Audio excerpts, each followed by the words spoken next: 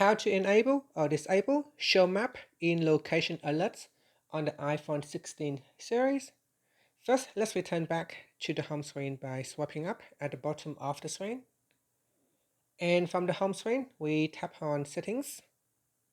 Next, we scroll down to the bottom and tap on Privacy and Security, and then tap on Location Services.